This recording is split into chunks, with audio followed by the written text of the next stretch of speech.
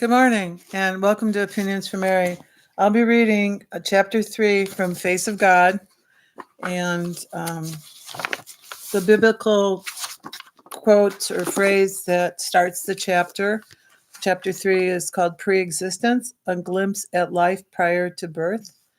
The biblical phrase is from John 16:28. I come forth from the Father and have come into the world.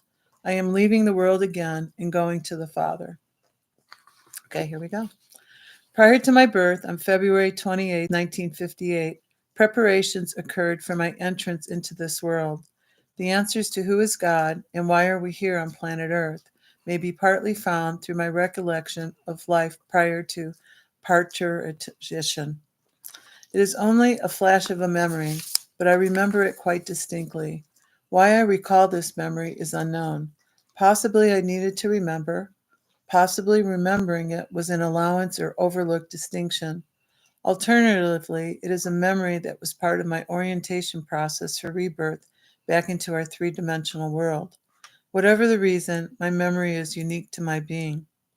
It may also be an integral part of why I have experienced the miraculous, strangely puzzling, telepathic, unearthly, supernatural, and mysterious adventures these writings contain. The flashback of my pre-existence is a simple and pleasant memory. I remember sitting on a natural, lush green grass under a tall shade tree with several girlfriends. The weather was beautiful. Gentle, white, puffy clouds floated in the clear, light blue sky above. I don't remember the infusion of rays from a sun, but the environment was bright as day. The temperature may have been possibly 77 degrees Fahrenheit, as the environment was very comfortable. Not too hot, not too cold, but just right. The setting was similar to that of a picnic. However, I do not recall the presence of food or beverages. My friends and I were of that desirable, healthy, vibrant, physically fit, toned, and attractive stage of life. We were young, nourished women. Our ages were possibly late teens, maybe 19 to late 20 to late 20s, seemingly no more than 35 years in age, as we did not look wrinkled, elderly, or inferior in any way. My hair was long, brown, healthy, and shiny, and had a soft wave, similar to how it used to appear when I too was between 19 and 35 years in age during this life on Earth. I do not remember strong, vibrant colors. Although the air was clear, the settings colors in my memory are more muddled, as if in a fog, with that dismal grayish overcast affecting my view. Nevertheless, it was a relaxing, stress-free environment. We were just kicking back and enjoying life in a peaceful setting. There were others, but they were not part of my immediate group. In fact, there were many others, as if we were in some sort of a hilly park-like setting where the public enjoyed the beautiful surroundings that park provided. There was also a stream nearby that contained fish swimming in its cool, pure water. Other souls floated and drifted above the stream's current. It was a very natural, comfortable, and beautiful location. As I sat with my three friends, a powerful and respected individual approached from behind the left of me and immediately upon us. He seemed to be older than we girls were. Maybe his wisdom affected that feeling, as I immediately knew that he possessed superior knowledge. His presence exuded insights that were far superior to those held by anyone in my group. For lack of a better name, I will call him a master, as that is the importance I perceived from this man. The master was definitely a male. He said, "We need a volunteer to go back. The forces of good and evil have shifted out of balance." Someone who would not fail in remaining a positive entity for the cause of good needed to leave this wonderful environment and return to the earthly plane. Otherwise, more evil will result. Therefore, I volunteered to return. My friends immediately responded to my acceptance by expressing their shock. None of them was willing to quickly volunteer, at least not without strong coaxing. Since I was to return, possibly they could have accepted on my behalf. However, they were quite happy where they were. One friend specifically stated, "Don't go back, it's horrible there." I assured her I would be right back. I must have exited after that conversation, as I recall no more of that setting or any further conversations. What I do recall is the feeling that my return to Earth would be compared to having crawled into a narrow, dusty, dirty, dark, spider-filled crawl space location in order to retrieve something buried deep, about 10 to 15 feet inside. Once I found whatever it was that was needed retrieval, I would need to reverse crawl my way out of the tight enclosure. As soon as my task was complete, I could shake off the dirt and filth, return to my bright and beautiful life, and eventually forget about the task I had accomplished. My state of remembrance of my pre-existence encompasses mainly the feelings and emotions I experience. The specific details become a bit more muddled than presented.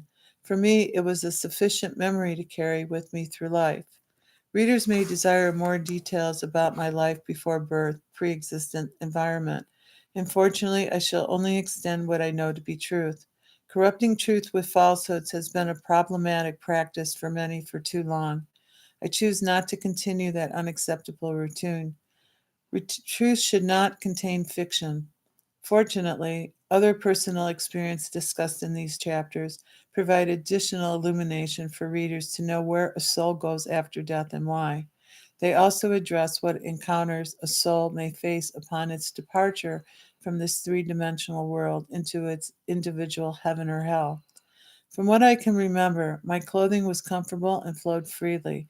I also remember knowing that I had previously lived on planet Earth, so my return was not to be without some unexpected reward.